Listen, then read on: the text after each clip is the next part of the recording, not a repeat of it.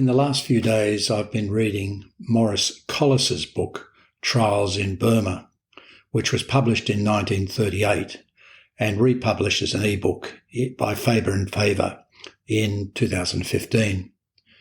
The book is really an autobiography of Maurice Collis's time in Burma in the late 1920s, and particularly deals with a number of political issues and court issues during his time as a magistrate.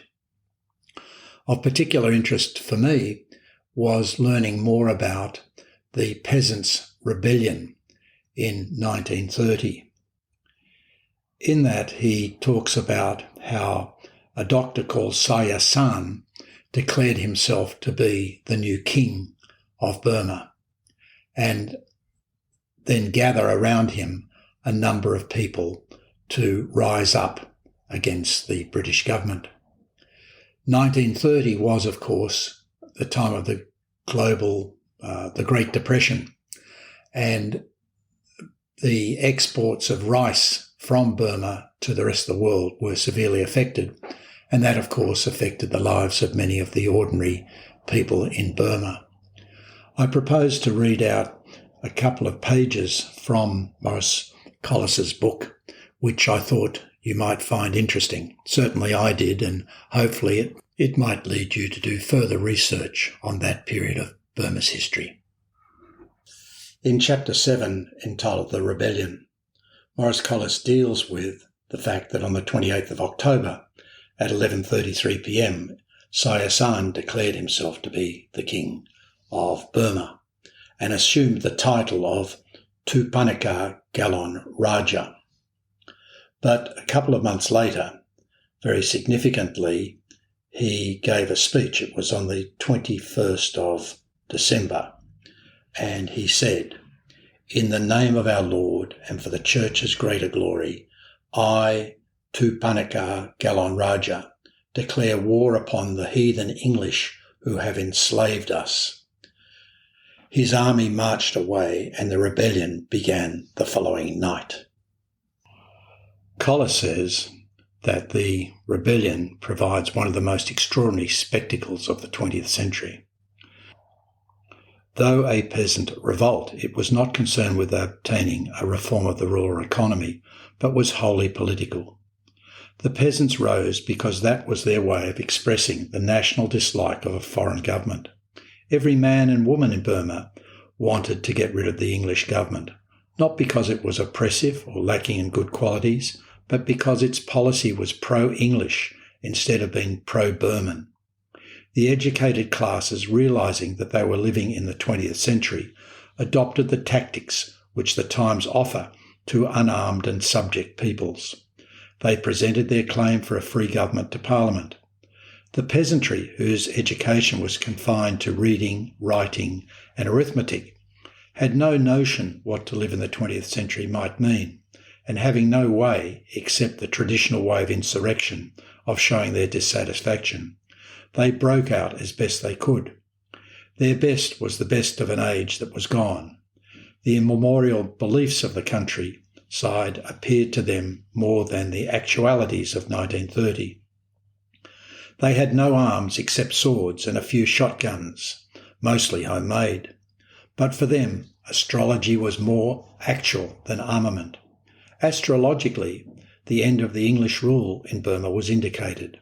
The science showed that the Burmese would again rule their country about that time. Clearly, therefore, a rebellion was bound to succeed. It stood to reason, however, that a man with a sword could not ordinarily overcome a man with a rifle, because he could not reach him and use his sword. But since the rebellion was sure of success, there must be some way of overcoming that difficulty. Clearly there was a way. In the East, the power of the mind over the body has always been deeply studied. The sages had demonstrated that by meditation the mind could become so powerful that it could preserve the body from ill. It could render the body, as it were, invulnerable. Everybody could not be a sage and command the power which meditation gave, but fortunately there were shortcuts. The sages had their prescriptions. The Burmese countryside was rich in these prescriptions. At 11:50 p.m. on the day of his coronation, Tupanika Galon Raja drank such a medicine. And there was tattooing. If certain letters were tattooed on the body, the power which those letters symbolised was transferred to the body. By proper use of pills, oils, chanted formulas, and Kabbalistic signs, ordinary people could be as strong as sages and could be made invulnerable to bullets. Armed in this manner, the rebel bands advanced against the forces of law and government. Collis talks about men advancing upon machine guns, chanting formulas. With amulets in their hands, they ran upon the regular troops. They pointed their fingers at aeroplanes and expected to see them fall. They were animated by proclamations such as that issued by the president of the High Missionary Society, a lieutenant of Tupanika Galon Raja, and who declared, "Burma is meant only for Burmans, but the heretics took away King Tibor by force and robbed him of Burma. They have ruined our race and religion, and now have the effrontery to call us rebels. The heathen English are the rebels. We have never robbed another's country." Shui Yon, who is known as the Great Doctor, one day addressed the rebel forces from a dais whereupon there was a heap of swords, a pile of amulets, and beside him the gong, Ong Mong, the victorious gong. He said, "I now give you amulets, which will render you sword and gun-proof. In the case of this gong, it has magic power. Wish for what you want and sound this gong. When you meet government troops, sound it and they will be stupefied. Sound it and their arms will flow away like the water of a river. Sound it and advance and cut them down."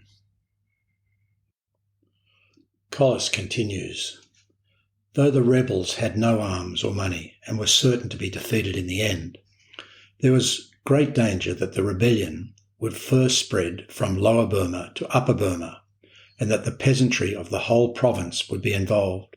While by no means all the inhabitants of the affected areas had joined Sayasan, there had been one sinister development. Ex-convicts and other persons of violent characters were encouraged by the general breakdown of law and order to turn bandits, and in gangs which were hard to distinguish from Sayasan's own men, began to prey on villages and to commit every depredation. People remembered that at the fall of the Burmese dynasty in 1885, such bandits had terrorised Upper Burma for years. If the rebellion spread, the bandits would enormously increase, and peaceful administration might take a long time to re-establish. In early 1931, Maurice Collis sailed for home, and after a while felt that he could review what had happened in the last year or two while he was in Burma. Why had the farmers and field labourers of Lower Burma, peasants whom generations of English writers had praised for their gentle religion and manners, their charity and high spirits, flung themselves with desperation in front of our machine guns? For 100 years they had submitted to our rule, content to call themselves subject of the English crown. What had broken their hearts in 1930, making death even more preferable to longer submission?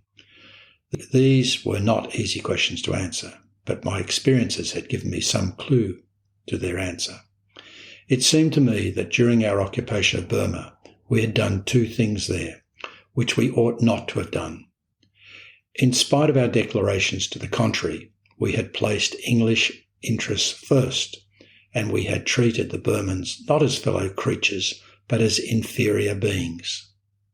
Now, who were the Burmans? How did they come into our hands? We took Burma because it was a weak state which could not defend itself, and was therefore a danger on our Indian frontier. For if we'd not taken it, some other European nation might have done so. The Burmese as a people had done us no harm, though their court was tiresome and their officials irritating.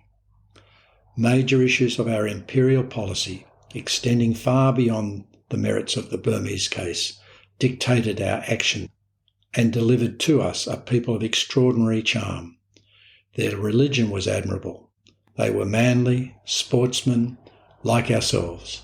They were artists, amateurs of music and the drama.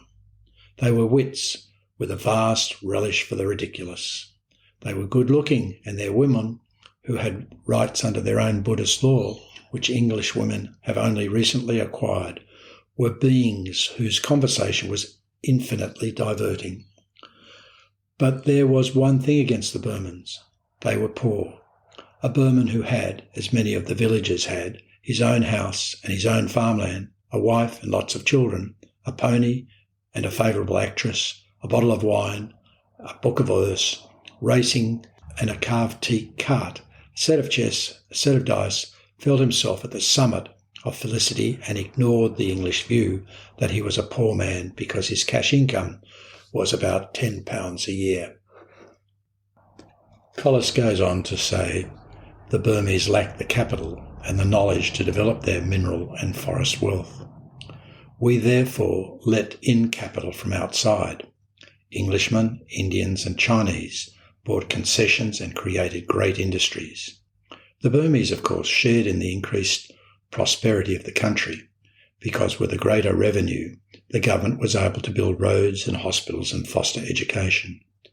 The new industries also provided much employment. But in the long run, it came to this, that nearly all the rich people in the country were foreigners, and that the Burmese, from being poor in a poor country, had become poor in a rich one, a very different state of affairs, which meant that relatively and from every psychological and human point of view, they were worse off than they were before. All sorts of foreigners lorded over them and had little opinion of them because they were poor. When one considers that Collis was writing these words in the early 1930s, and it wasn't until the 4th of January 1948 that Burma achieved independence, it was obviously a very long road to obtaining that end. I learnt a lot from reading Collis's book, and if you're interested in the history of Burma, would strongly recommend you get a copy. Thank you for listening.